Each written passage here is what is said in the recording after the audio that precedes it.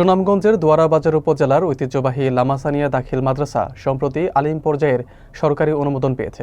এতে শিক্ষার নতুন দিগন্ত খুললেও অর্ধ কিলোমিটার রাস্তা এখনও দুর্ভোগের বড় কারণ হয়ে আছে। বিস্তারিত থাকছে আবু বকরের প্রতিবেদনে। মাদ্রাসা থেকে লাস্তবের গাঁও গ্রাম পর্যন্ত রাস্তাটি বর্ষাকালে কাদায় পরিণত হয়।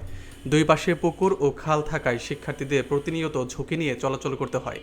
জামা কাপড় ভিজে যায়, বইপত্র নষ্ট হয়। অভিযোগ শিক্ষার্থীদের।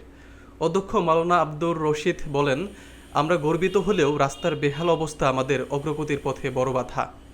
সহকারী প্রধান শিক্ষক ও স্থানীয়রা জানান, পাকা রাস্তা এবং বহুতল ভবনের প্রয়োজন অত্যন্ত জরুরি। দোয়ারাবাজার এলজিইডি অফিসার আব্দুল হামিদ জানান, মুতির দোকান থেকে মাদ্রাসা পর্যন্ত অংশে পাকা রাস্তার কাজ শেষ হয়েছে, বাকি অংশের উদ্যোগ নেওয়া হবে। স্থানীয়দের দাবি, এই মাদ্রাসা উপজেলার অন্যতম আলোর উৎস, তাই যোগাযোগ ব্যবস্থার দ্রুত উন্নয়ন ও অবকাঠামোগত সহায়তা নিশ্চিত করা হোক, এমনটাই প্রত্যাশা এলাকাবাসীর। মেঘ বৃষ্টির কারণে মাদ্রাসা আসতে পারি না, বিশেষ করে মাদ্রাসার পূর্ব দিকের রাস্তা অনেক কাদা। লামাসানিয়া মাদ্রাসা একটা কমপক্ষে 5 তলা বিল্ডিং হলে ছাত্রছাত্রী লেখাপড়া আরো সুন্দর হবে এবং এই এলাকার ছাত্রগুলি আমি মনে করি অত্যন্ত পরিশ্রমী ছাত্র, যে কিছু নাই এরপরে তারা প্রতি বছরই ভালো রেজাল্ট বই আনে।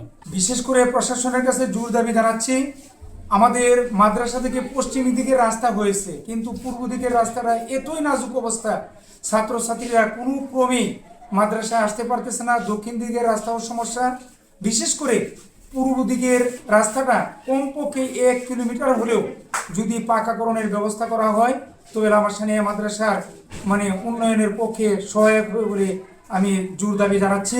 এই প্রতিষ্ঠানটির অবকাঠামো দিক লক্ষ্য করলে আসলে আমরা একটু লজ্জিত হই, কারণ উপজেলা সদরে একটি প্রতিষ্ঠান থাকার পরেও এই প্রতিষ্ঠানের মধ্যে একাডেমিক কোনো ভবন হচ্ছে না। আমরা আসলে অত্যন্ত দুঃখিত। প্রশাসনের দৃষ্টি আকর্ষণ করছি, ইতিমধ্যে যেন আমাদেরকে একটা একাডেমিক ভবন দিয়ে আমাদেরকে সহায়তা করা হয়।